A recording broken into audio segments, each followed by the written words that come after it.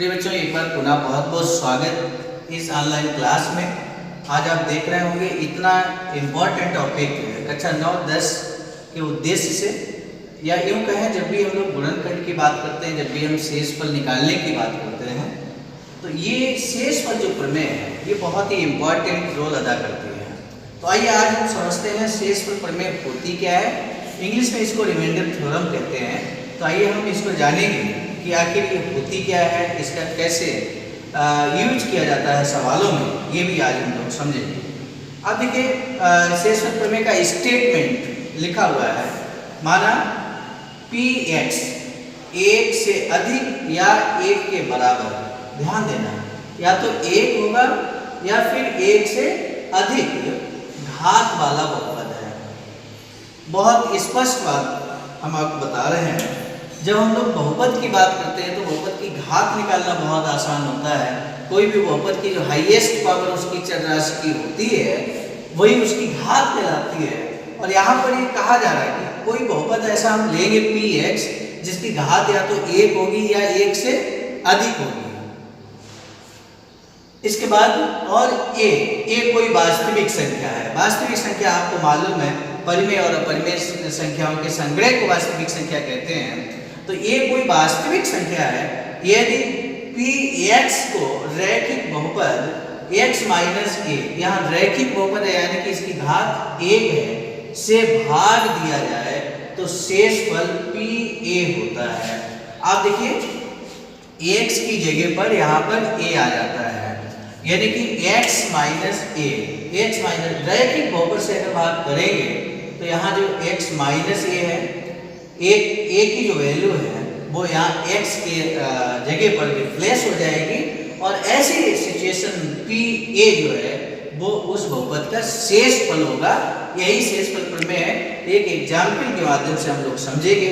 आइए देखते हैं एग्जाम्पल क्या लिखा हुआ है। शेषफल प्रमेय की सहायता से x की घात 4 minus 3x cube plus 2x square plus x minus 1 को x माइनस 2, यहाँ क्या है x माइनस a, यहाँ x माइनस 2, यानी कि a का मान 2 हो गया, अर्थात P2, इसको हम Px जब मानेंगे तो P2 का मान जो आएगा वो शेषफल होगा। ये शेषफल प्रमेय कहती है। आइए आगे बात करते हैं। x माइनस 2 से भाग देने पर शेषफल ज्ञात कीजिए। तो ये जो सवाल है इसमें हमें शेषफल प्रमेय का इस्तेमाल करते हुए इसका शेषफल ज्ञात करना है। आप देखिए कितनी आसानी से इस सवाल को हम लोग करेंगे। सबसे पहला काम ये जो बहुपद दिया गया है ये Px मान लिया हमने। Px बराबर x की घात 4 minus 3x cube plus 2x square और प्लस x माइनस 1। ये Px एक बहुपद है, Px बहुपद है। यहाँ पर x माइनस 2 मालूम दिया गया है, तो इससे भाग देना है। तो भाग देने का मतलब यहाँ Pa यानी कि 2 कैसे आएगा, x minus 2 is equal to 0, तो x is equal to 2, x का मान 2 हो गया। इस तरह से हम यहाँ निकालेंगे और इस x के मान को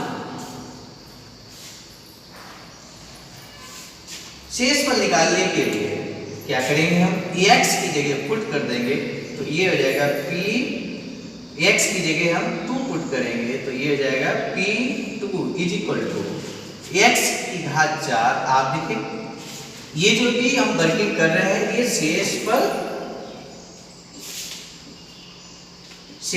प्रमेय से कर रहे हैं। शेषफल प्रमेय के जो स्टेटमेंट है उसके अकॉर्डिंग वर्किंग यहाँ पे कर रहे हैं।